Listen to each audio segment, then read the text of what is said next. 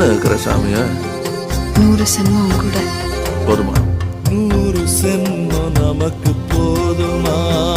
வேற வர ஏதும் கேப்பமா? சகாவரம் கேப்போம் அந்த சாமிய